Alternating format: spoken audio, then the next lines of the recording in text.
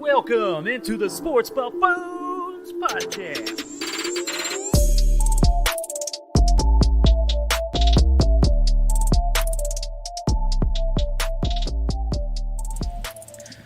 Ooh, welcome back on in, ladies and gentlemen, boys and girls, back to the Sports Buffoon Studios once again out here in Lenexa, Kansas. We got the full clan back together here. Tanner Dawson on my side.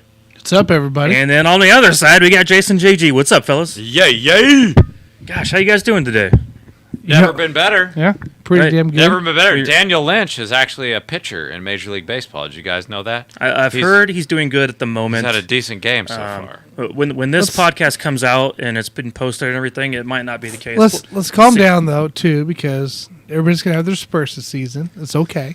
Right. It's going to be an up and down roller coaster like I talked about last week. Right. That's how it goes, guys. I'm just looking forward to watching some Bobby Witt this year. But I'm okay with that. Guys, today we ain't talking too much Royals, though. We ain't too worried about what the Royals are doing at the moment because we are 8 days away from the NFL draft in which the Buffoons will be at Mr. Brew's Tap House in Overland Park, Kansas, over at 80th and Metcalf. That's right. And I cannot wait for what's going to be, honestly, one of the most fun podcasts we've ever put together.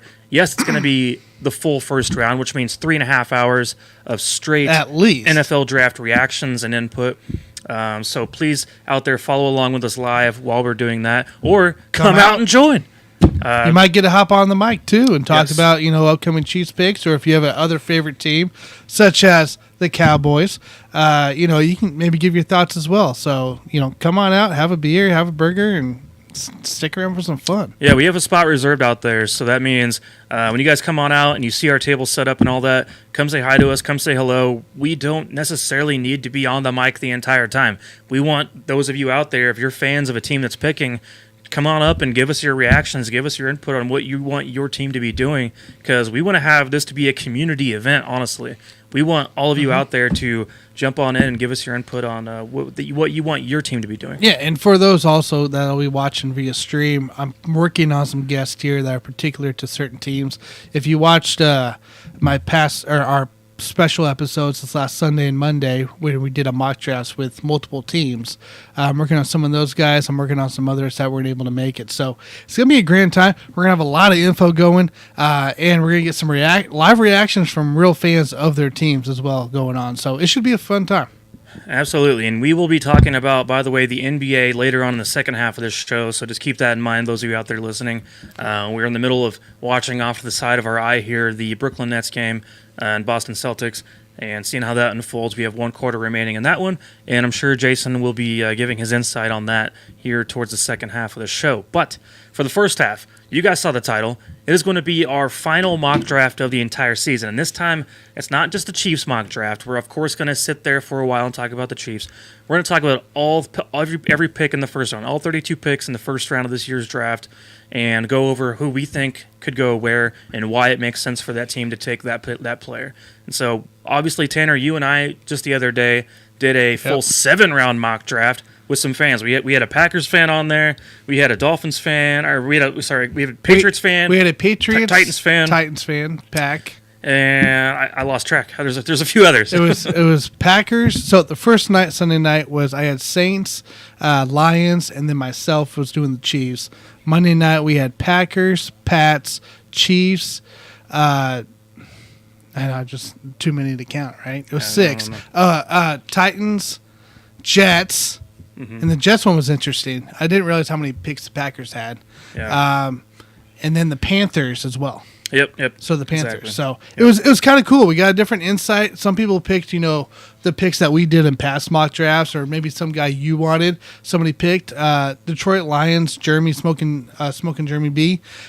He was kind of great and insightful. There was a lot of reaches you could consider, but he had reasons for it, and it was pretty insightful to see what could happen this draft. So again, if you haven't checked those out, check those out. They're a blast. It's an hour and a half both nights, and it was a great time, great information, and a lot of guys that know what the hell they're talking about. Also, I like hearing from fans who have a real opinion on what they want their team to be doing. Like, I was a little surprised by the Panthers fan we had on who, he wanted to go with Cross, the tackle, and he went full offensive line. He wanted to build up the offensive line rather than focusing on Malik Willis or anything like that. Yeah.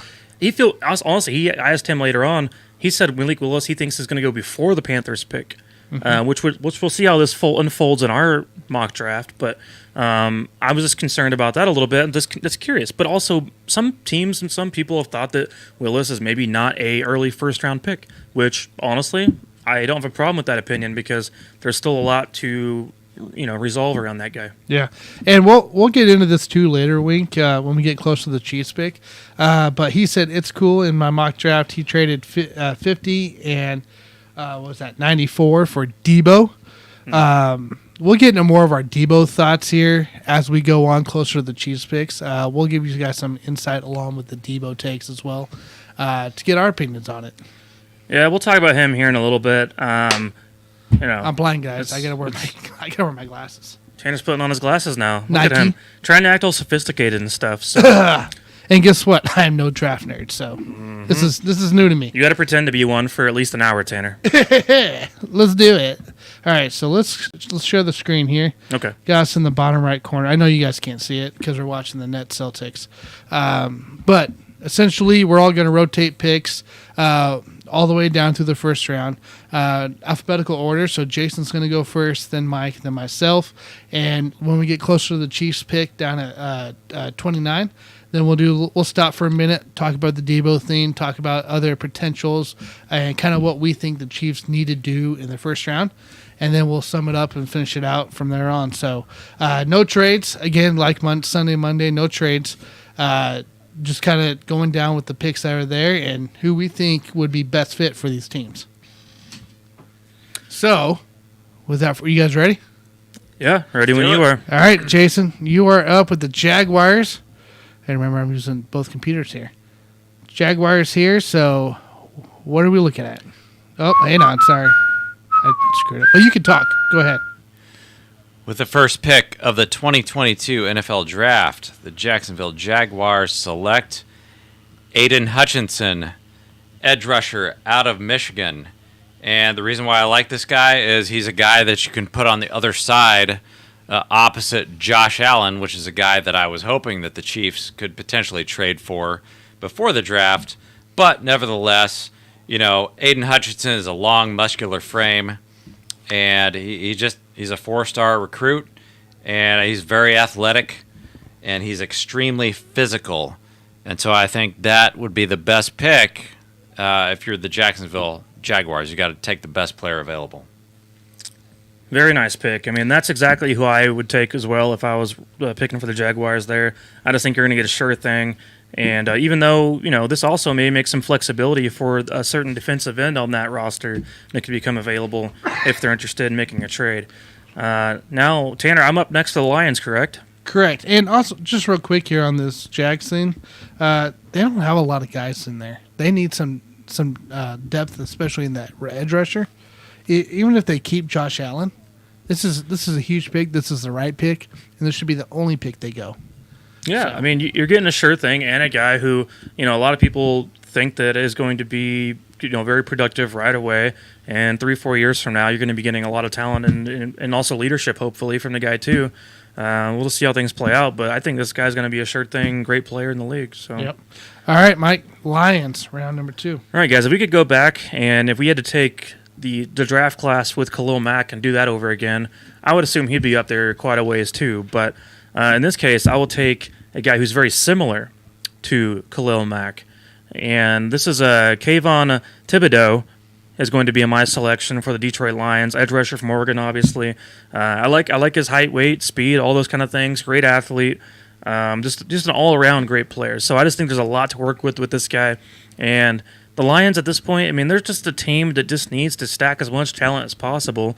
And I don't think this is a guy you're going to go wrong with. I think this guy is going to be panning out just fine, and they can use him all over the field on defense. So, whether they want to go 3-4, 4-3, it doesn't really matter in the future. 10 years from now, 5 to 10 years from now, they can mix it up and still have that guy play anywhere on the field. So, Yeah, I mean, for me, that's my guy. I know you like him a lot too, Tanner. I do. I love this guy. And the fact that the Lions is needing almost everything essentially still. Defensive end, all you got is Michael Brockers really there to make any kind of impact from the Rams. So Kayvon going there would be huge, automatic starter, and a guy that would make a huge impact as long as he stays healthy. Yeah. Well, what do you got, Tanner?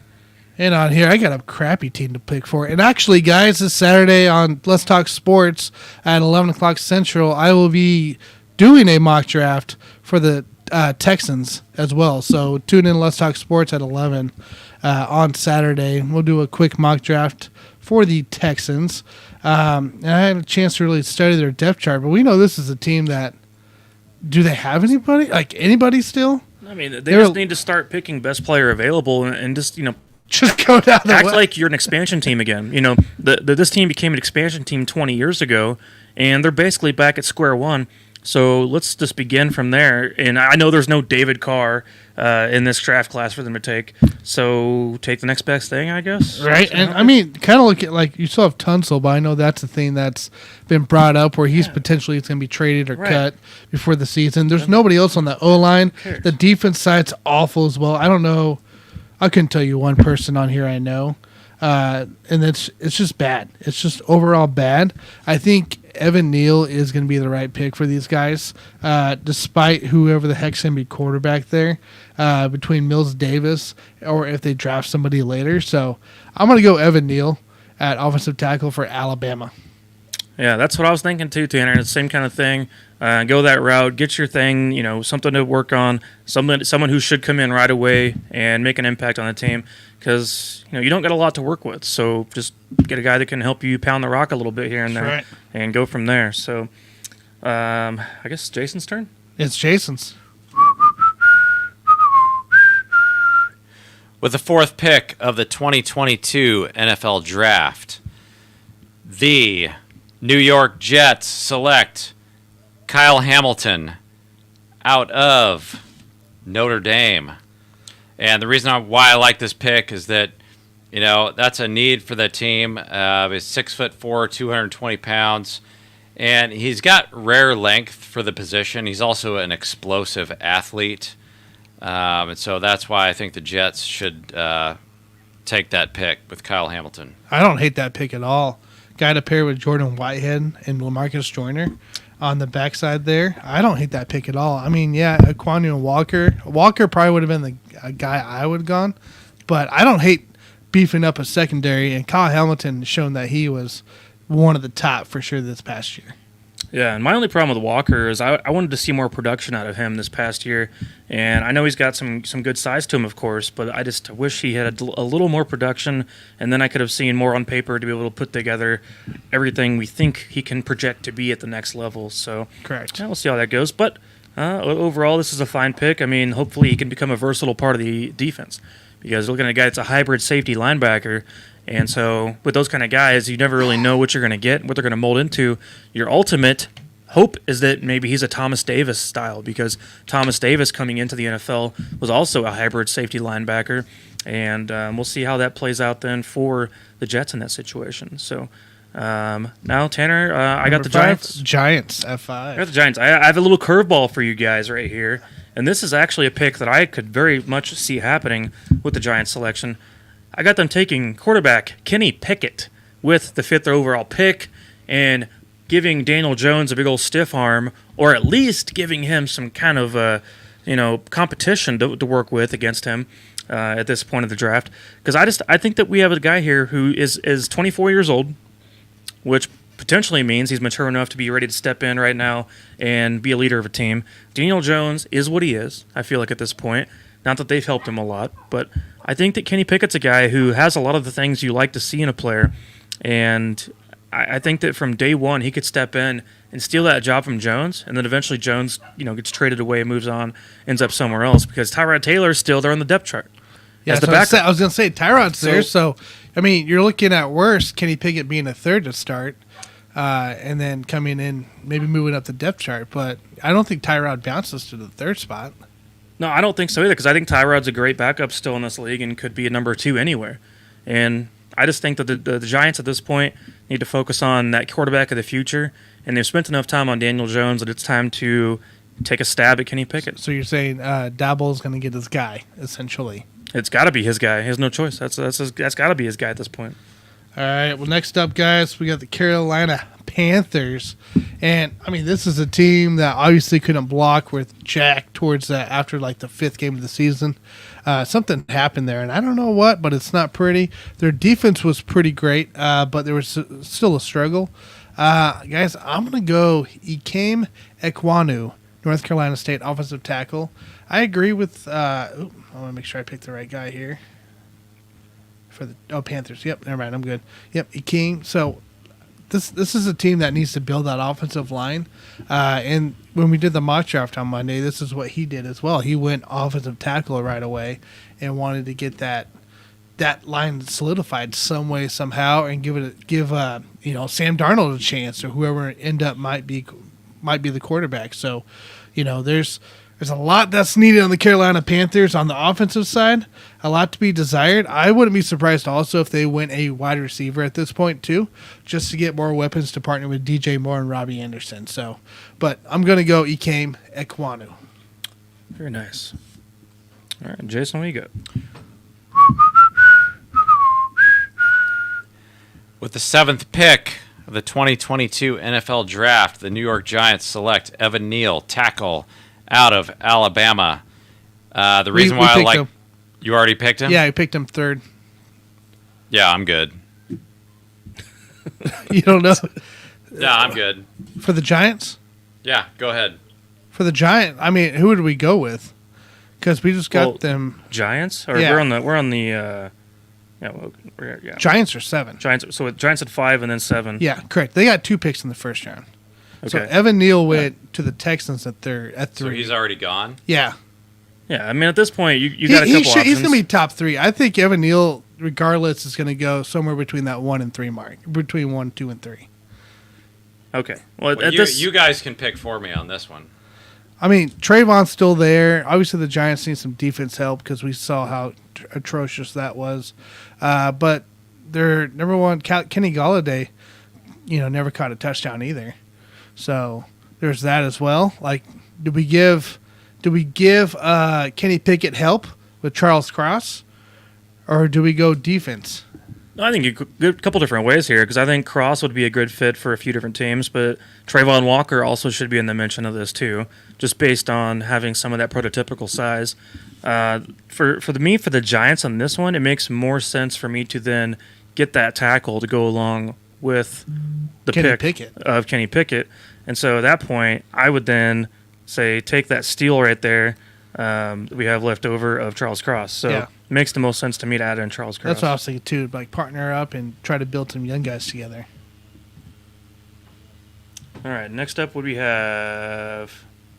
You get we're number 8. Sorry, number 8, the Atlanta Falcons. Yeah, Atlanta Falcons here. A few different directions they could go, but this is a team that's really completely starting back over once again, which means that they also have time to waste, I think, in a lot of ways. Look, this is a guy who has a lot of upside that I'm about to talk about, and it makes sense. It's an easy replacement for a guy that they had recently from the same school. So Falcons should be going after a guy like Jameson Williams here at this spot, just because of that elite ability that we know he can have in the next level, I believe, too. Obviously, coming back from a torn ACL, that's going to be something to watch. But according to all reports, it's been a good thing. Yeah, so. It's been he's been really productive. It looks like his span could be shortened before he comes back. So it's a good thing. I mean, he's doing well with it. So hopefully he can play this year. Yeah, highly productive. Had 24 receptions of 20-plus yards throughout this last year in Alabama. Right. So for me, Falcons are just going to look at this and go, okay, let's take our next Julio Jones. Yeah, and that's what they got in mind. Yeah, you lost Julio last year. You lost Ruggs and Ridley this year. So you don't have a lot going on, nothing to risk. You got Mariota as your quarterback. Yeah, I'm okay doing that, Jameson Williams. All right, next up here, Seattle Seahawks is on the clock. Seahawks could go a lot of directions here. I think they go quarterback, honestly, here, and I think this is where Malik Willis comes into play. I think they go back with another guy that can move out of the pocket. This is similar skill set, really. When you Yeah. look also, Willis is only 6 feet tall, so also not the biggest guy in the world. coming from a Still great from ball Liberty placement, and good accuracy, Yeah. fine arm strength, and all that. Like, kinda- it is similar to similar Russell. to that teardrop too. Right. From what I It saw, is in similar the to what combine. Russell's been doing. Yeah, and I think Malik Willis would fit into this offense. Obviously, we saw Russ. All he did was scramble around, very rarely stand in the pocket. And this is a Malik Willis strength as well, where he doesn't have to stand in the pocket. All right, so we're on the verge of 10 here. Trayvon, Ahmad Gardner, Garrett Wilson have all dropped. Projected 5, 6, and 8. So I wonder what directions we're going to go here. Jason, New York Jets are on the clock. With the 10th pick of the 2022 NFL Draft, the New York Jets select Derek Stingley Jr., defensive back out of LSU. And the reason why I like this pick, you got a guy that's 6 foot, 190 pounds. He's got the athleticism and reactive quickness to travel with that opponent's top receiver. Definitely a need there for the New York Jets. So that's why I'm going to go with Stingley. I like it, and that's something that obviously we saw the Jets need is some kind of depth in the backfield, or in the secondary. And you got Hamilton back there, Derek Stingley Jr. You're not going to go really wrong with this pick. Yeah, I like it quite a bit too. And my only problem is that you're going to piss off this next guy that's going to go off the board here to the Washington Commanders. Yeah, real quick here, I do want to give a recap of the top 10 before we move on.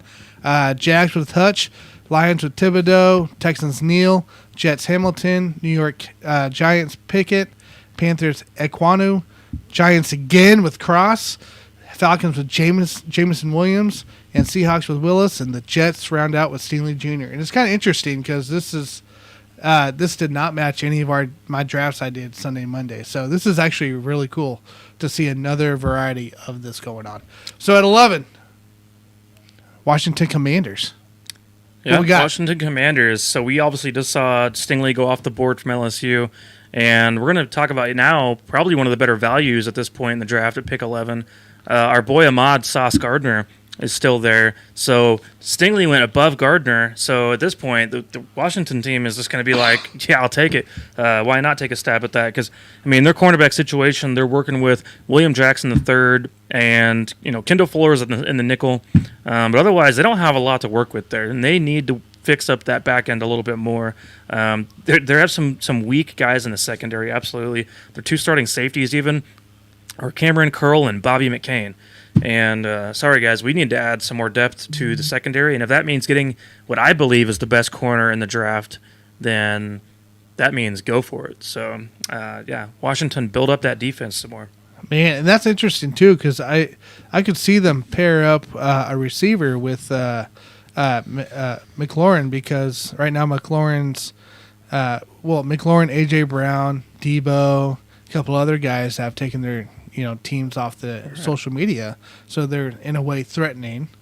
Like I do want to point out though that this is a deep receiver class in my opinion. It is, at least in the late first and also mid rounds, and also they have Diami Brown that came out recently too from a year ago, and I like him a lot too. And I think he's going to be a guy to watch mature as time goes on, and then of course Curtis Samuel's still in the mix right now for the team. Yeah. So I think that they will get a receiver early, but at this pick right here, you got to go BPA.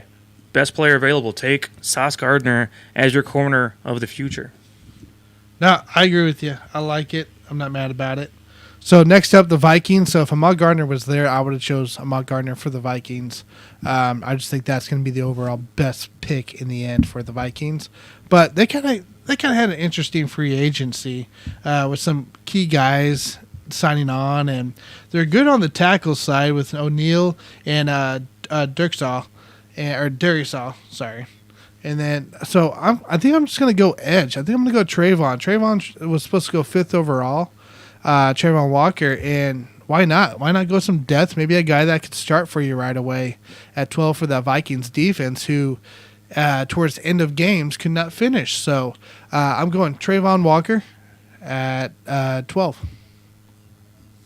There you go. I mean, at some point he had to come off the board because there's a lot of upside there with this guy. There is. I still have questions about him though because He's obviously got all the intangibles you want when you look at the height, weight, speed, those kind of things. I just hope that at the next level, that projection can step up and make an impact. And going to this team is probably going to help a lot, I would say. But can he be a consistent 12 to 15 sack per year guy? That is what I'm concerned That about, remains because to be seen. when you take a defensive end at this point in the draft, you're expecting him to be a 12 to 15 sack per year guy. Yeah, but there's a lot of veterans still on that Minnesota defense that hopefully can help get him towards that right direction. So. Yeah, I'm hoping he does well, because I'm in favor of any player from Georgia this year. I hope He every loves it, Georgia dude. player in this draft is successful this year, because it is badass how many of them are out there. It's nuts. All right, Jason. Houston up at 13. All right, so I was going to take Trayvon Walker with that pick, but since he's gone, Mike, you're gonna make that pick for me. Pick for the Texans. He's gonna delegate to the Ravens pick for the Texans. No, I got the Ravens pick, but all right. Well, let's take a look and see here at the roster. Texans can go in many different ways. Obviously, once again, they already made a pick, Tanner, right? That's right. And who did you pick with that selection? That was Evan Neal. Evan Neal, obviously, with that pick. So, I mean, at this point, you got a few different guys on the board still, and I think you want to be looking at maybe getting better at the edge rusher position. I could see that being a need, because I'm in favor at this point right now, filling in the trenches right now, and then worrying about skill position guys later on, because it's not going to matter. Why not give Davis Mills a wide receiver here? Garrett or Davis Mill? Who? What? Davis Mills, the quarterback Oh, for the Texans. give him a wide receiver. is Give what you're him a saying. wide receiver. You're wanting to send Garrett Wilson, then, is what I'm assuming. I think that would be probably the best pick, because you have somebody on the opposite of Brandon Cooks this year. I'm not gonna lie. I want to see more out of Garrett Wilson, and I know some people out there could question that and not be understanding of why. I think he has been placed in a position where he's just the auto WR1 in this class from the get-go. But I also think there's a lot of challengers of that too. I think that Drake London is a great player, obviously. I mean, I just think there's Chris Olave was obviously a teammate of Garrett Wilson. I don't know what I think about Garrett Wilson right now, but Davis Mills, one way or the other, is going to suck regardless, because of their circumstance. You think Davis Mills sucks? Well, he's bottom half. I'll put it that way. He's a bottom feeder. He's a bottom feeder of the NFL as far as starting quarterbacks go, yes. So, Tanner, a couple different ways. I think Devontae Wyatt could be in the talks here, because it makes sense to fill him in with there. I think Devin Lloyd, linebacker, could be in talks here. And also Jermaine Johnson should be in consideration for this pick here for the Texans. But if you want to go receiver, No, hey, this is all you. This is Jason deferred to you. So in that case, I'm going to give him who I think is the actual best pure pass rusher in the league, Jermaine Johnson, the second. all right, and That's my guy. going into that before we hit the Ravens up here, Wink here would like to know if Walker and Johnson falls, let's say this deep, is it worth trying to trade up and get one of these guys? Well, I just took Johnson off the board, and I'm absolutely in favor of the Chiefs looking into, if we're talking about Chiefs anyway, looking into trading up for Jermaine Johnson. I don't know who's going to be interested and how the board's going to fall, though. But if the Chiefs have to trade up to anywhere between 16 and 19 to get Johnson, I'm in favor of it. I'm more in favor of trading up to get a great edge than I am for a receiver, because I still feel confident in some of the receivers that are going to be available here towards the end of the first round, where I'm less confident in the true projection of Boye Mafe, who's going to probably be there at the Chiefs pick. So for me, it's like definitely give me the surefire edge in this case, Jermaine Johnson, over, when some people have been talking about trading up for other receivers. And, obviously we all think Jameson Williams is going to be a good player, but I'd much rather go for edge. All right, well, Baltimore Ravens are up, Mike. What are we thinking here? Yeah, Baltimore Ravens pick here coming up. They could go different ways here. I mean, this is obviously still a good team, so they just happen to have a top 16 picks, top half pick. So with this one, give them a big boy. And I'm not going Devontae Wyatt. I'm actually going Jordan Davis with this pick.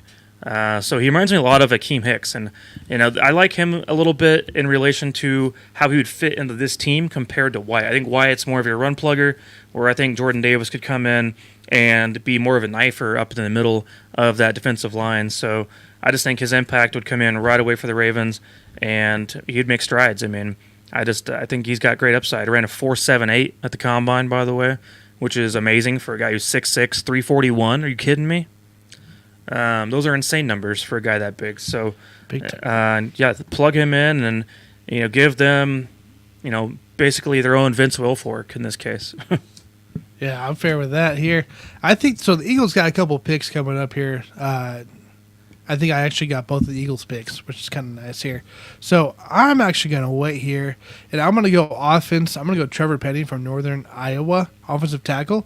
I think that's the guy that can sit on the opposite side of Lane Johnson and kind of help those guys out there on that line, and also provide some depth for Jalen Hurts. And maybe Sanders can get a touchdown. So, but I'm gonna go Trevor Penny on this one. All right, Saints are up. Jason's got the Saints. Yeah, I think I'm good on this one because Tanner, you just took my guy there. Seriously? Once again, taking all the guys. Hey, I'm gonna send it over to the expert here because this has to be Garrett Wilson, right? Oh, absolutely. It's an obvious pick at that point. 8 picks. At this point, here's what's going to happen. If Garrett Wilson falls to the 16th overall pick, you're going to have a bunch of teams calling the Saints being like, so what are you doing with this pick? Because we're also interested in getting him now before someone else is about to stab him. So even though I just sat there a minute ago and said, I'm not that big on Garrett Wilson, you got to look about value. Yeah. And at this stage, the value is higher for him than it would have been at 13, 12, 11. So, yeah, Saints got to take Garrett Wilson, the receiver. And with the uncertainty of Michael Thomas, too, and his stuff going on, you got to have somebody there for right. I mean, that team's still kind of in a rebuilding phase at the moment, so I don't expect them to be successful, but adding this piece can at least help them, get him acclimated to the NFL. Yeah, agreed. All right, Mike, you're on Chargers at 17. Chargers. We could go in many different directions with the Chargers here. Tanner, I believe, if we're looking at the board that you're working with right now, we still have, who do we have on the top of the list? So top 5 here: London, Olave, Karlaftis, Lloyd, and McDuffie. All right, that's at the top of the list then, huh? It's an interesting pick here for this team just because, such big signings. Obviously, it's a big team who has a lot to offer in different ways, and it's hard to figure out where their hole really is on this roster. Based on what you were just pointing out there, I actually think Wyatt might be the best option for the Chargers at this pick. I think it makes sense to add in a guy to the defensive line, someone who can stop the run, and I just think that people like Wyatt quite a bit from Georgia, and I know we're going back-to-back Georgia D tackles here basically, but that's how good they were. I just think this guy's going to make a big impact on that team, so. I like Wyatt quite a bit, and if he ever fell to the Chiefs or even close to the Chiefs, I would love for us to make a stab at going up and getting him. Yeah, definitely. I agree with you there. Let's see here. Eagles are back here, and this is actually where I go Devin Lloyd, the linebacker. That's somebody that can help this Eagles defense impact right away, step up, be a young leader for this team. So I'm going to go Devin Lloyd here at 18. All right. Jason, hopefully I didn't steal your pick. Jason has the Saints once again, this is right? The Saints at 19. He might have stolen it again. With the 19th pick in the 2022 NFL Draft, the New Orleans Saints select Trent McDuffie, defensive back out of Washington. 5'11", 193 pounds. He is a cover corner with excellent athleticism and a compact, rugged frame, and I think that fills a need there for the New Orleans Saints. Yeah, I agree with that too because, you're looking at a guy that's going to be a slot nickel corner essentially, and Malcolm Jenkins retired. In today's league, it's important to have multiple successful corners. That's why I'm concerned about the Chiefs right now because at cornerback, they're thin. After Snead and after Fenton, it's a thin cornerback group the Chiefs have, and so I want them to go for that at some point in their draft class early on. Yeah, I'm with it. All right, Steelers are up at 20. Steelers are up at 20. All right, Tanner, what have we not taken yet? There's London, Olave, Karlaftis, Burks, and Booth Jr. Your top 5. All right. Well, they wanted Malik Willis, but they didn't want to trade up to get him. Correct. So I'll put it that way. So looking at the board here, we're working with a few different guys that are going to be successful players in the league without a doubt. I have someone in mind that would fit in very, very well in this team. Some could say this is a reach. I don't believe so. This is also a big need. I'm going to take right now cornerback Keir Elam. I was just on him too. From Florida.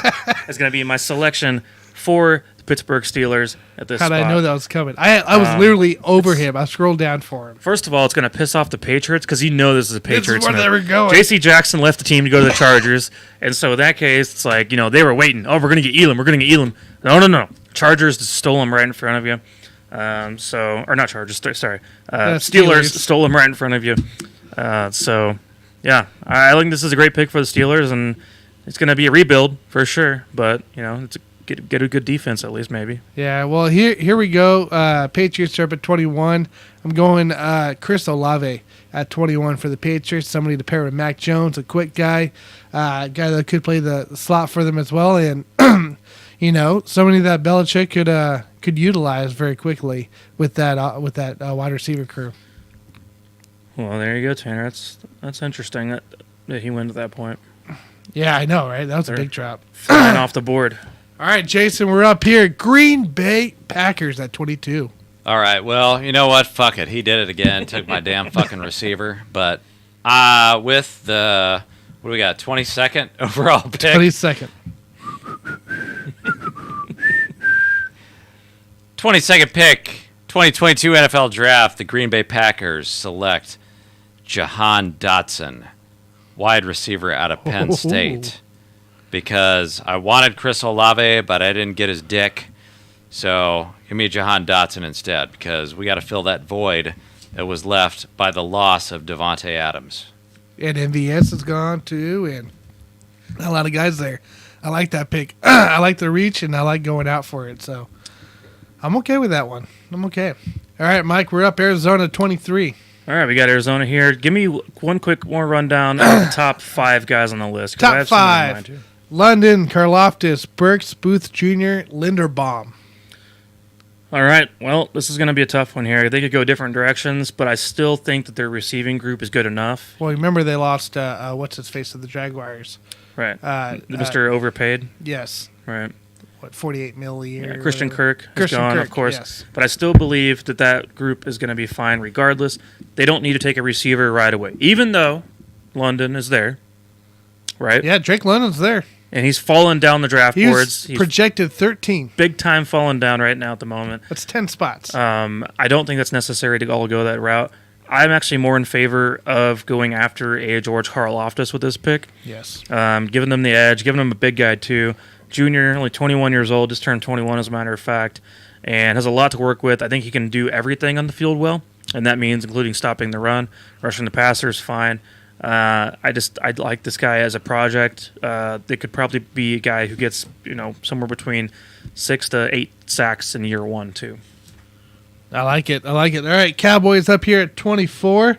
They just lost Amari Cooper. Amari Poopa. So what are they going to do? They got CD, they got Gallup, James Washington's on that roster. Heck, let's go for a young guy. Let's go get Drake London. If this guy drops down to Dallas, this is a scoop for them. They are taking him right away, no matter who else is on the board. So I'm going Drake London to the Dallas Cowboys at 24. I actually hate that pick, Tanner, because I don't see London being a guy who separates all that well. It's a Cowboys pick, though, dude. All I'm saying is I don't like it too well because I feel like with Dak Prescott, he reminds me a lot of he's a spot throwing quarterback. He is. He throws to spots on the field. He's not really a guy that I see like believing in his receivers to always make the plays. Where I think Drake London's going to have a lot of plays like Mike Williams and have contested catches throughout his whole career because he's not a great separator. Neither is Mike Williams. But that's not how they succeed in the league. They succeed by jump balls, red zone, using their bodies to box out guys.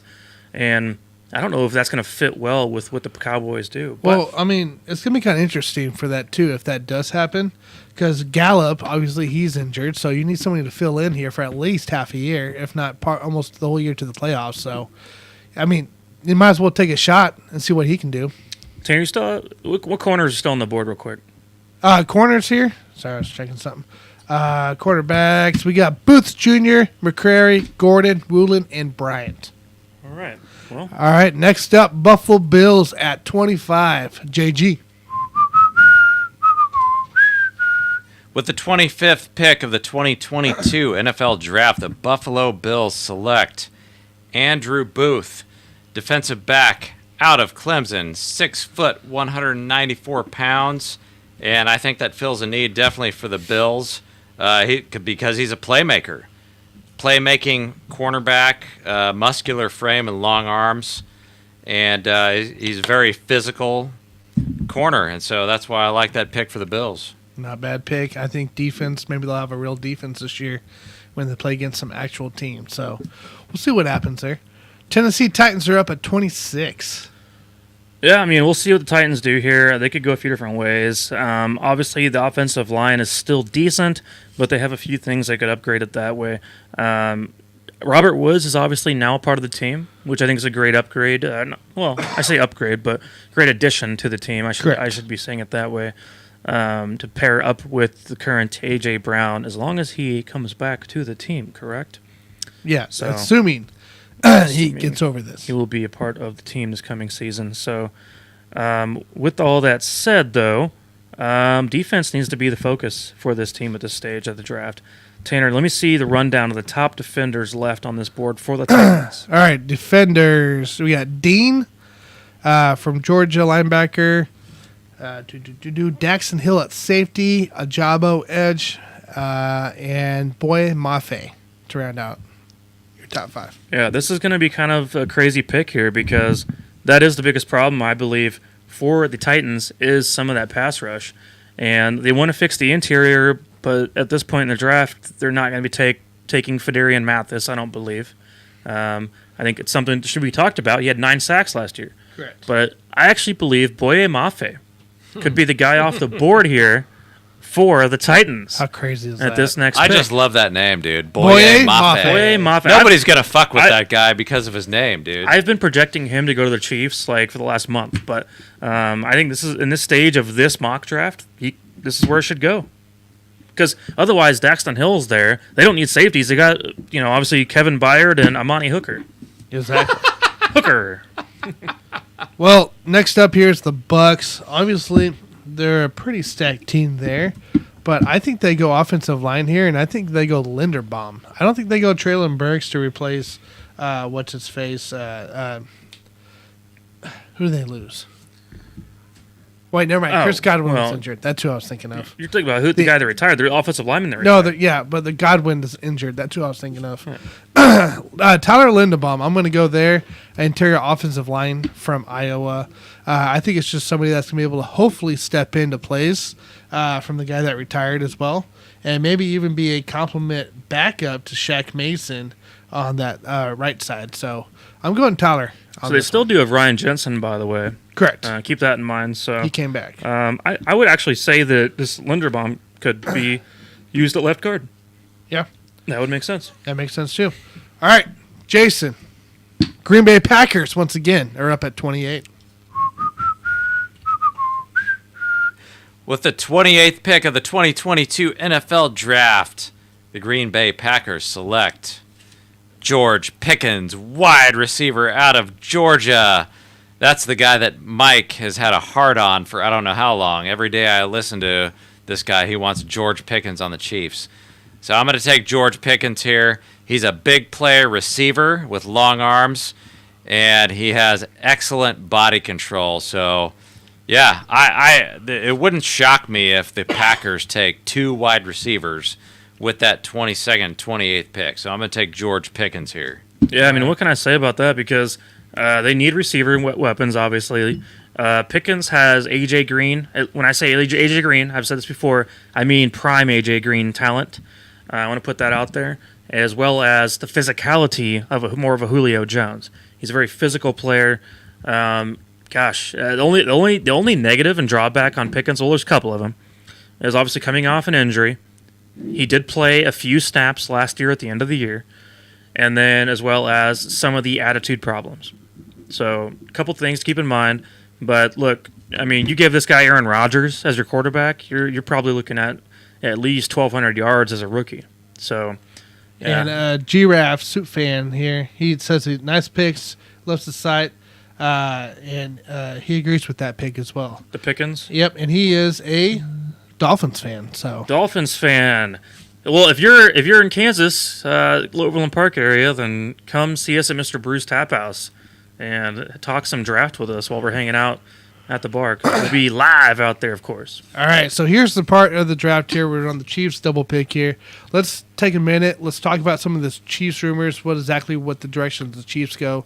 We won't take too long here, but we want to discuss. Make sure. All right, we do have back-to-back Kind of picks. Obviously, so real quick, Tanner, before we really get into it, Deebo Samuel obviously wants to be traded. Is that of any interest to any of us? We should talk about that for I just a have moment. zero interest in a Debo trade. I also have zero interest in Deebo Samuel to becoming a Chief, not because of anything about the guy or the player, but because I have no interest in giving up picks to get him. I have no interest in the salary cap that's going to be taking place once a new contract's put in place, because he's going to be like Tyreek. He's not going to want to be traded gonna anywhere wanna do anything. until a new contract's put in place. Chiefs don't have the money or any, this doesn't make sense for this It's team. not even makes sense because you just sent a guy to Miami because you didn't want to pay him as being the richest guy when you know Debo is going to be doing the same damn thing Yeah. if he comes to the Chiefs. Yeah, and that's my biggest problem with even entertaining the thought of bringing in Deebo Samuel is you're going to bring in a guy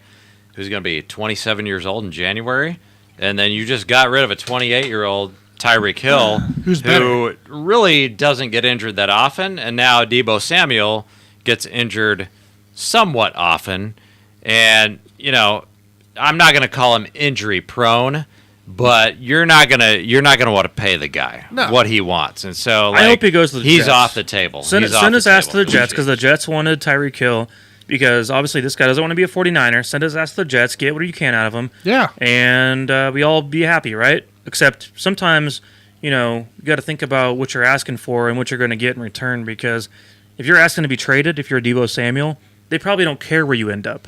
Where in the Chiefs' case with Tyreek Hill, they were actually very polite towards him and they did care, and they made their selection based on what he wanted too. Well, the Tyreek Hill too wasn't Tyreek wanting out of KC. Tyreek was just like, I want to get paid, and the Chiefs wanted as ended up much money as possible. and the Chiefs, ended up being a mutual kind of deal where Tyreek was happy, the Chiefs were happy, they got what they want. Versus this Debo wouldn't even walk in the door to the San Francisco due to whatever's happening there. And so, with that being the case, what's the sense? Send him somewhere. Jets, Texans, I don't care. Yeah. Texans have All right. 2 first-round picks. Send them there. Tanner. All right. So now we all got our Deebo Samuel feelings out of the way. Real quick, too, go ahead. just as we're on this Chiefs topic. A.J. Brown, McLaurin, any you want any I thoughts on have those no two? in Yeah. trading for any receiver in the I'm NFL. on the same thing. I'm on the same I want a guy that's going to be here for 4 years minimum on a rookie contract that's going to cost us not shit. Yes. And it's going to be Yes. productive. You know why? Because we have one of the best quarterbacks in the entire league, if not the best. And he's going to make whoever we take, which is going to be my next pick, become a superstar. So what are we thinking here? We got back-to-back picks here for the Chiefs early into this draft. Well, here. I get to take one, you get to take one. Correct. So I have a guy that I hope you take, but I'm not going to say it because there's no point in spoiling things. But first and foremost, I want to take the guy that, at this point, receivers are dwindling away. Who's the top receiver on the board, Tanner? Traylon Burks, Traylon Burks, the top receiver on the board. I hate that. 22 at Arkansas. Some Yeah. people love that guy. I personally like a different one. So Watson, Moore, Mechie, Austin the third, or the other. All right. Some people are going to hate this. I Am I hovering on him? I think I'm have hovering on him. a slight of an issue with Traylon Burks. And people aren't going to understand why. And I can explain this later at some point if I need to on the Selling the Kingdom show. But I don't know that he translates into what the Chiefs need. Because I want the Chiefs to draft a Z or a Y or Z or an X receiver for this offense. I want a big-bodied guy. And yes, Traylon Burks is a big-bodied guy. But I want a pure wide receiver. I don't want a guy that can be potentially a running back. Traylon Burks reminds me a lot of Antonio Gibson. And that's not a bad thing. I just don't think he fits this offense of what we want to see and how we're going to be working within this team. I want a guy that can step in right away, run crisp routes, quick routes, and for me, that guy at this point is Christian Watson It was awful. from I had North Sky Dakota Moore. State. North Dakota State, Christian Christian Watson? Watson, 6'4", 208 pounds, super great combine, obviously. I know people out there are going to talk about his catch rate, this and that. Right, when you have Patrick Mahomes throwing the ball, let's see how that works out. So Yeah, so the Dolphins fan here, Graph Suit fan, he says, David Ojabo, I say Chiefs take along with Burks. So the whole reason on the Ojabo deal is, sure, he's a great player, but we need players that will play this year. yes. That's available this year. That's why Jameson's not on our board, and that's why Ojabo won't be on our board. Look, I think Jameson should be on the board, but to trade up for, I don't know. I wouldn't trade up for him. I like David Ojabo as a prospect, absolutely, but I don't think he's going to be ready to be playing more than 8 games this coming season. And for this Chiefs team, they need edge rush help immediately. We have nothing to offer after D Ford, or not D Ford, essentially D Ford, Frank Clark. Because, like I said, I've said this a few different times, is that out of the edge position last season, the Chiefs only had 10 total sacks. And that includes Mike Dana, that includes what Frank Clark did, and a few other guys that kind of got rotated in the mix at some point, including Melvin Ingram. We need a guy that can step in right away and hopefully get 8 to 10 sacks. Now, the guy I'm referring to is I'm hoping Tanner takes. He might not, I'm staring at him. but I think this guy could be worthy of being a pure pass rusher. But Tanner, go ahead. All right, so here I really want to pick is Daxton Hill for that secondary built, but we don't really need him. Scene's good too. I like him. McCurry is right there as well, but I think we're gonna either have to go Arnold Ebekiti or Travis Jones. So any of those guys, your guy? Yeah, Arnold Ebiketie would be my Ebiketie. guy. There you go. Because I think, although the undersized kind of a pass rusher, 6'2", 250, is something to look into, you're looking at a pure speed rusher. And, gosh, that's what the Chiefs need the most on the outside edge. So even though he might have to eventually become more of a 3-down pass rusher, 3-down player, I think Mike Dana suits that first and second down role well. Ebiketie is without a doubt your third down guy that has a lot of speed off the edge that would come and make an impact.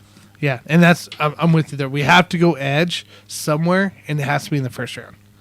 I agree, because you don't want to wait too long. Yeah. There's guys out there, sure, but are they going to really make an impact right away? I don't know. All right. So, all right, Jason, we'll keep going here. Cincinnati Bengals. Number 31, Cincinnati Bengals. They bore the hell out of me. So I'm going to send this pick over to Mike with his expert views on this pick right now. Oh, Cincinnati Bengals. The Bengals suck, by the way. I don't know. I'm going. He's I'm hating on going the Kenyon Bengals Green right on this one. You're going who? Green, interior offensive line, or Zion. Well, they got to they got to get the old line patched up a little bit better. We obviously. know they got to get it. If that's absolutely, that makes the most sense to me. Is going somewhere for the offensive line, especially interior. We saw them before they played the Chiefs, getting sacked 9 times in one game. And then, of course, the Chiefs came along and were like, "Hey, we can't even touch you." You know why? Because they had no pass rush. So. Yeah. So I'm going. Which one we going? Green or Johnson? Give me Green on that one with that Okay. pick. So, All right, Detroit Lions. Final one, 32. final one here, Detroit Lions. A few different directions they could go with this pick. I actually like. So remember, Thibodeau was the first one for the Lions. Thibodeau's the first one. He's going to be playing edge for that team, obviously. I don't know that quarterback's really the answer at this stage, considering 2 are now off the board. And so, Which one? Corner? no, quarterbacks. Quarterbacks. Matt Corral's still there. Desmond Riddler, Sam Howell. I'm not a fan of any of those guys at this point. Just at this point, give Why me not? Travis Jones. Travis Jones makes the most sense. Build up more of the defensive line there. I was going to say maybe the Kobe Dean. Yeah, I mean, you could look into him. Look, at this point, it's going to be about interviews. It's going to be about how they've projected guys themselves and how they saw the board falling. So, whenever you're picking this late in the first, you have to adapt to what the board has given you. So Graph Suit fan says O-lineman, probably for that one. He hates the Bengals. QB for the Lions. Coral he likes for the Lions as well. Yeah, I think the Lions need a QB. I don't know if this is the class to go get one. I'd say you probably wait. So, all right, real quick here. We'll wrap this segment up for the first round draft for our podcast. We are on Spotify, Amazon Music, and where all podcasts are available. We got round from 1 through 32 here. Jags, Hutchinson, Lions, Thibodeau, Texans, Neal, Jets, Hamilton, Giants, Pickett, Panthers, Equano, Giants again, Cross, Falcons, Williams, Seahawks, Willis, Jets, Stealing Jr., Commanders, Gardner, Vikings, Walker, Texans, Johnson, Ravens, Davis, Eagles, Penning, Saints, Wilson, Chargers, Wyatt, Eagles again, Lloyd, Saints, McDuffie, Steelers, Elam, Pats, Olave, Green Bay, Dodson, Arizona has Karlaftis, Dallas with Drake London, Bills, Booth Jr., Tennessee, Maffei, Bucks, Linderbaum, Green Bay has George Pickens, Chiefs with back-to-back picks of Watson and Beckety. Yeah, Arnold Ebiketie. Yeah, I'm going to get it right. We might have to get used to saying his name, I guess. I'm going to get it right. We'll see. Bengals, Green, and the Lions finish off as they started with defense on Travis Jones. So that's our list, guys, for our first-round mocks here. Took a little longer. We actually last year, so we did top 10 last year, and I didn't tell the guys this. So, Tanner scheduled this whole thing and was like, "Oh, it only took us 30." Oh, it only minutes took us last 30. year." Hey, but it's all right. Yeah, and then here we are. We're not going to have a show next Wednesday, so we got to do it now. Tanner, should we talk NBA in the next show? No, we should do NBA right now. Should we cut this show off and start NBA at a different show? Nope. NBA, as you Right. guys know, So you guys want to do NBA? as you on a separate know, show? like the NBA never takes more than 5 minutes on this show. So let's kick it off. All right. Well, Jason's time to have the platform for It's a bit. over, dude. All right, guys. It's over. This is going to be an hour and a half It's show, over. by the way. So- That's okay. To kick off the NBA topic right now, the Brooklyn Nets just got their ass kicked, Again. 114 to 107 against the Boston Celtics, and so it's time for some overreactions. So I want to know if this is real shit that's going on right now, or if we're overreacting. Let's talk about the Nets right now, because people were saying that the Brooklyn Nets were done, that it was over with, dude, even before this game. And then I talked to Mike. Mike thought that the Celtics would win the series, but that the Nets would probably win this game. Now all of a sudden the Nets are down by 2. And Durant, who played like shit in the first game, all of a sudden, now all of a sudden you got Kyrie Irving, who also played like shit in the second game. Durant was 4 of 17 in this game. Kyrie Irving, 4 of 13, only 10 points for Kyrie Irving. So Got to be better. obviously, this may not be an overreaction, but let's make a conversation here, because I still think that the Nets have a chance in this series. I still think that Boston could get cocky going into these next 2 games in Brooklyn. And so, what do you guys think about this? I mean, am I overreacting as a Celtics fan if I'm saying that? Because you guys are going to hear this. You're going to say, sweep, sweep, sweep. That's what we do as NBA fans. Get the broom When out. you're on the winning side on those first 2 games, all of the fans, all the Boston fans start saying, sweep, sweep, sweep. Do you think that's an overreaction, or do you give the Brooklyn Nets a chance in this series? I'm confused about the overreaction part here, because the Celtics fans are literally just enjoying the ride. And they're not overreacting. They're going along with the emotion of winning 2 in a row in their first series of the NBA playoffs. Now, the overreaction should be saying, Brooklyn's that Brooklyn's done. That could be looked at as the overreaction. I say, yeah, they're done. They have been done. They are the ultimate underachievers of the NBA and have been for 2 years in a row. I told you this series would go to Game 6. Now, yes, I thought they'd win today, but also Now you think it's a sweep. I don't think it's a sweep. Who cares if it's a sweep or not? All that matters at the end of the day, who wins the series. And so, yeah, I think the Nets are who we thought they were. Tanner, tell me, what do you think about this series? So I think this is overreaction. We need to see one more game. We need to see Brooklyn at home and see exactly what happens there. If the Celtics beat Brooklyn at home, then it's done. It's finished. Brooklyn might win that next game, but it's done if they go back to Boston. So it all depends what happens this next game. 2-0, great, fabulous. You won 2 at home, congratulations. But you got to go beat that team on their home court and see what happens. And that the Nets fans, they're going to be out there too, just like the Celtics were, especially when Durant and Irving are out there. So, I mean, it all comes down to that next game. When I look at the Brooklyn Nets, I just have to think about the big picture here. And we don't really care about what happens in this series because whoever wins is going to have to face the Milwaukee Bucks. So even if you're in a scenario where you think the Nets could possibly win this series, that's my personal opinion, and even if it happens, it doesn't really matter because I think the Bucks would destroy the Brooklyn Nets in the second round. It's hard to believe that they would have to play them in the second round. I just look at the big picture here. The Brooklyn Nets are cooked, okay? Doesn't matter if you think it's going to happen in this series or in the next series. They have no shot to make to the NBA Finals. And so while I think that they do have a chance and could potentially win this series, it doesn't really matter.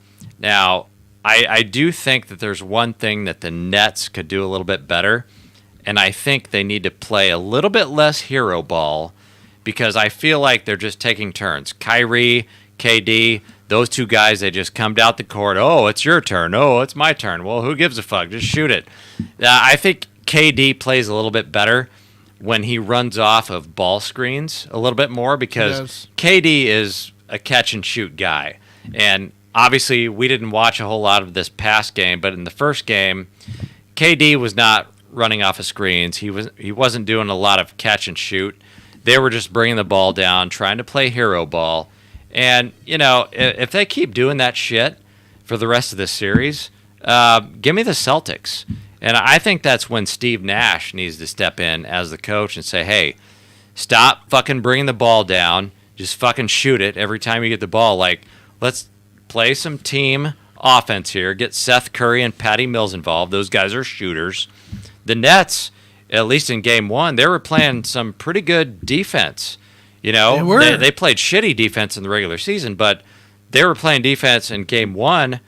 So now I just think it's a scenario where you need to stop playing hero ball, play more as a team, and that's ultimately is what's going to get the Nets into the second round. But from what I've seen so far from these fuckers, they're playing like shit, and they're just playing hero ball. No, and I think that's kind of the Nets' problem. I mean, we were watching it in the third quarter when you guys showed up to my house, and I was watching it beforehand, and the Nets could have been up by 17 at half. Instead, they were only up by, I think, like 5 or something like that, and it's because they just let up. They let up. And then you had that second half, and you said Seth Curry was 4 for 6 in the third quarter. No, he finished 4 for 6. The guy didn't get a chance to shoot another 3, which kills him. They got to use those. They got to use Seth Curry. Here's what we're running into, Tanner and Jason both. In this stage of the NBA is that we're used to seeing all these super teams get put together and be successful. And what we're running into in the current NBA is these super teams are completely underperforming of what we expect them to be doing. Yeah. And I'm talking about the Warriors too. Nets, Lakers, shit the bed all year long. So I'm just saying, like, we're looking at the teams that are currently in the running to win the NBA Finals. Those are all teams who they're not looked at as super teams. No. They have a lot of homegrown talent, in a lot of ways, to where there's cohesiveness within that group. And where, you pick and piece all these different guys like the Yankees do sometimes in MLB to put together a super team. It's not working out. It doesn't work out. So that's what I'm seeing right now with some of these great talent teams in the NBA, There's so like many the Nets issues, and like though. the Lakers. And, the Warriors are still a good team. I'm not taking that away from them. But I just think it's a different atmosphere right now in the league. So, Tanner, do you have the Nets or the Celtics winning this series? Oh, Celtics. Okay. I think Celtics win in 5. I'm still going to take the Nets to win the series. I think it's going to go 6 or 7. You guys both have the Celtics, but again, it doesn't really matter because either one of these teams will get shit canned by the Bucks in the next series. So we've got to move on to the next overreaction, which is people are saying that Phoenix Suns are done, guys. They're cooked because Devin Booker pulled a hamstring in the last game, and they're done, right? So it doesn't matter if they beat the Pelicans or not. They're not going to go to the NBA Finals because their superstar is injured. And so we need to take a look at this, and I'm going to pump the brakes on this a little bit because the Suns, during the regular season, they were number 3 in the NBA in defensive rating. And so when you look at the Pelicans, a lot of guys are throwing out the fact that, Brandon Ingram and CJ McCollum, well, that's just two good offensive players, okay? The Suns, what they do well all season long is play defense. And so I think the Suns, even without Devin Booker, they match up very well with the Pelicans. And I think, with their athleticism, I think the Pelicans, after winning that second game, I think it's very easy to see them getting a little bit cocky. I see the Suns holding their own in this series. I do see the Phoenix Suns moving on. And I think CP3 has to find a little bit of a balance here. He can't try to take over the offense as far as scoring, but he's an elite playmaker. So CP3 just needs to do what he does, which is be a playmaker. You're going to need to see a little bit. You need to see a lot more from DeAndre Ayton. Okay, DeAndre Ayton needs to score a lot more points, take over the game. Crowder played like shit in game 1. 0 for 5 from three-point land. Remember, he's streaky, though. He's streaky, but he's not going to do that every game. So I need to see more out of Crowder, Mikal Bridges, Cam Johnson. I do think these guys are going to step up. I do not see the Pelicans winning this series. So I think, we saw the fact, it came out in the news today that Devin Booker not going to play in games 3 and 4. I don't know how serious that injury is, but all you guys out there that think the Pelicans are going to just win this series, we need to pump the brakes on that a little bit. No, and before Mike gets into it, because huge Suns fan, number one, I think you're right. Is it overreaction? The Suns will be fine. All they got to do is win one of these next games. And then, they could lose, and then Booker will be back and be fine. But the thing with the Suns is this season, and if you paid attention at all with the Suns, is they've stepped up when one of their superstars are out or if both of them are out. And this is a team that goes out there with their bench and their depth, and they can score. They can take on anybody else for whatever it is, some kind of mentality. And we're like, next person up, next man up. Well, here you go. Suns team is perfectly met for that, and they've been battle-tested for it this season. So I see no issue with this. This is at least my concern. Yeah, Booker's out, but I think as long as they win one of these next games, even if they lose both, the Suns still take care of business. Mike, here's your chance. Yeah, I just want to say I am very concerned about this, as a matter of fact. I know we talked about the MVP race the other week, last week, I believe, and how that impacts teams when you lose your best player. And we saw throughout this year when Chris Paul was out, which felt like for half the year, it didn't matter. And it didn't matter because of Devin Booker and his ability as a leader. And we saw him in the first half of this past game put up 31 points and then miss the entire second half. I'm concerned about this because we just saw the Pelicans go out there and play with a lot of confidence. CJ McCollum was nailing threes. Brandon Ingram was nailing threes there towards the end of the game. And, yeah, Chris Paul's in there, and he did his best to try to battle back against it, but at that stage of the game, it was too much for him to lead the whole thing. And as we all know about Chris Paul's injury history, too. Imagine something goes wrong with him over this next week or two. But that's be a problem. That's what you can't think like that. No, though. That's what you Ingram McCollum does. CP3's got to be healthy. He has to be. That's my point. Because if something goes wrong, it's over. Those guys, for the Suns. Those guys aren't going to be on fire every night. Ingram and McCollum do this all the time. What did I say the other day about the MVPs? I said you take him off that roster that's under 500. Take him off that roster under 500. The Suns without Devin Booker, we know they're under 500. No, actually, I think they're above 500. Barely. I think they're still they're essentially the Pelicans. They're the 8 seed without Devin Booker. This team runs through Devin Booker.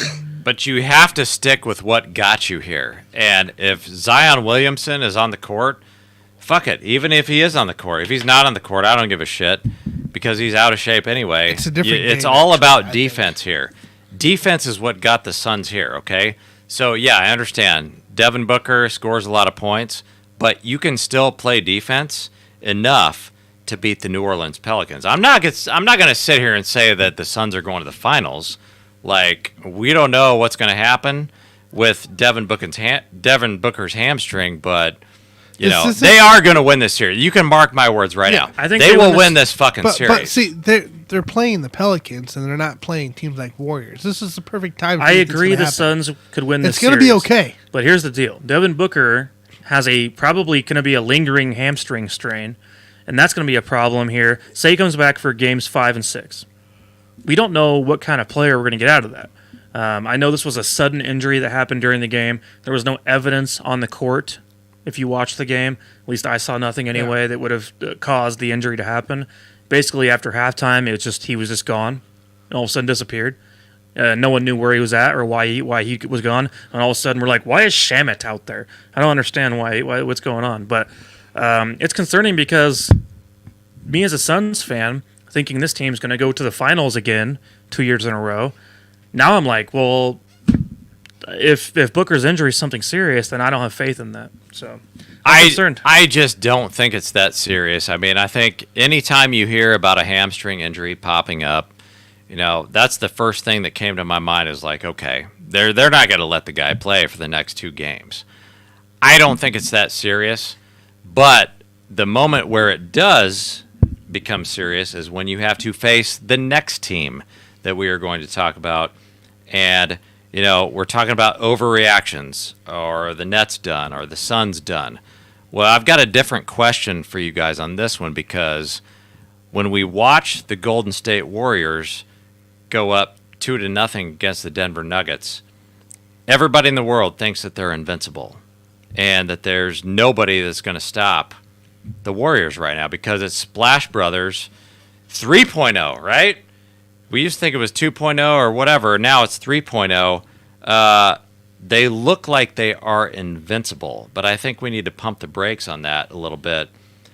I'll give you my take after you guys go, but they're looking a little bit invincible against the Nuggets. So what are you guys' thoughts on that? I mean, I know they're not invincible. They're about to go home and play against Denver at their place, but I think Golden State's momentum is coming into play at the right time. This is the team that 2 months ago, a month ago, when we were talking who's the team that we think that's going to win it, our projection number 1, I've always said Golden State. Outside of, I think, when Steph Curry was out for that last regular season week. Golden State is the team to beat on this one, especially if Steph's healthy and the big 3 are healthy there, let alone the big 4 now with Wiggins in play, and he's been playing really well too. I just think this team is going to be the toughest one to beat. I have 0 issues with Denver this matchup, and honestly, I think they can win in a dogfight with the Suns if it came to it, or Memphis. So I think Golden State is not invincible, but they're still the favorite, and they're playing hot at the right time. Yeah, Jason, you talk about that all the time as far as getting hot at the right time, and the Warriors are going to fall into that. I mean, Steph Curry coming back from his injury, I'm sure he's feeling 100% once again, and that team's going to be getting rolling here. And I feel like right now the only team that can slow them down is a fully healthy Suns team. I don't know how that's going to come about, but I think that the Warriors, without a doubt, are going to finish off the current series and take care of business easily. Like, I don't think there's any thing to be concerned about towards the Nuggets. The Nuggets are there to be there. The Warriors are, we all know, the superior team at the end of the day. I mean, the Warriors are playing against the future MVP here coming up, so, and they're taking care of business like it's. But we don't know that. Oh, we do. It's joking. I don't think he's going to be the MVP. Anyways, keep going. Okay, well, anyways, I've been my point. Warriors are on the right track. They're a great roster, great team, and I think now more than ever is their shot to get back in this whole thing and take advantage, if they do end up coming up against the Suns, take advantage of the situation they have at hand. Yeah, so I think the question at hand is, are they invincible? I do think they're obviously invincible against the Nuggets. I actually think they are invincible in the West at this point. So I guess that's where I disagree then. Now that you throw in that Booker injury, that's a little bit questionable here because at one point I thought that the Warriors and Suns were pretty much even. Now I would give the Warriors the edge here. And so I do think they are invincible at this point in the West. Come on, Tanner. Jokic is not the MVP. I don't care. I don't care who these Future voters MVP. vote for. The writers, I mean, he shouldn't win it 2 years in a row. That's a joke. I told you, terrible twos is Joe what kick? the NBA does. And, a lot of people will point out the fact that the Warriors are beating a team right now who are imploding. You look at the Nuggets. Will Barton, DeMarcus Cousins almost got into a my fight Lord. on the bench the other day. But why is that?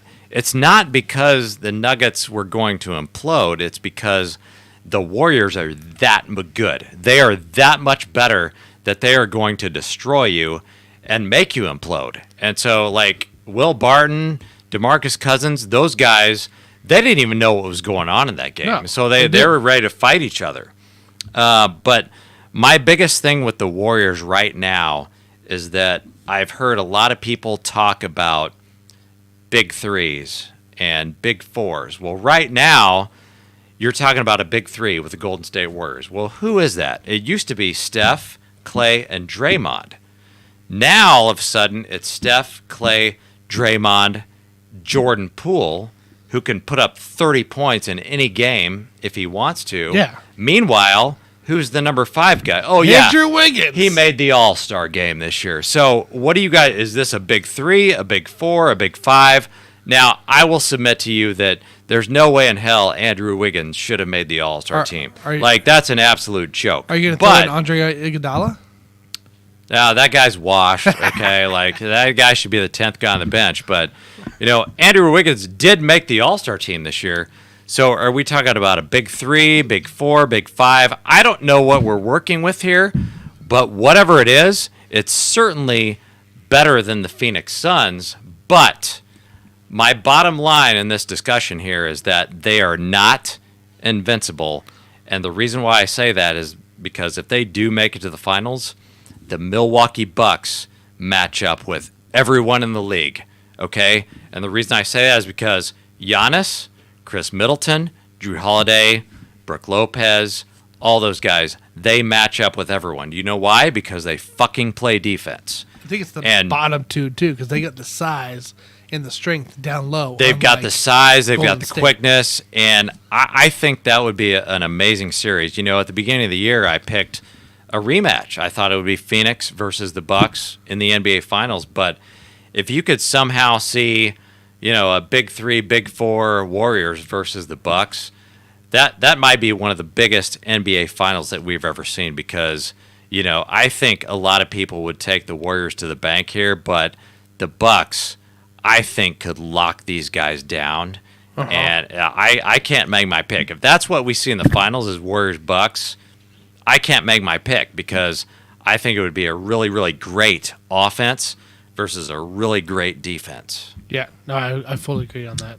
Yep, I see that for sure. It would be tough. I mean, I'm curious to see if the Warriors can continue the run that they're currently on as far as kind of showing off in some ways of some of their abilities and dominance. Because, they wrapped up the season, not like every team wraps up the season kind of loafing, but Yeah, keep in mind they end up 6-4 at the end of the year, but on a 5-game win streak. But they've carried that 5-game win streak now into with 7 a healthy Seth Curry now, and it's continuing. Healthy Steph Curry, and it's continuing. But on. Draymond was injured for half the year. Well, I'm talking about was like this last couple weeks of the season. Yeah, you had Draymond injured, you had Steph Curry injured. It's like if these guys are healthy, Houston, we have a problem. If we come to Game 6 and the Suns have what we've noticed is fully healthy Devin Booker, all bets are off, in my opinion. Yeah, I mean it's a 3-team race. When if you threw these guys into a vacuum, it's Bucks, Suns, Warriors. We don't really care about any of the rest of these teams in the discussion. I'm still at Miami's a sneak at the one seed. I still think Miami's I can't a get sneak. behind Miami right now.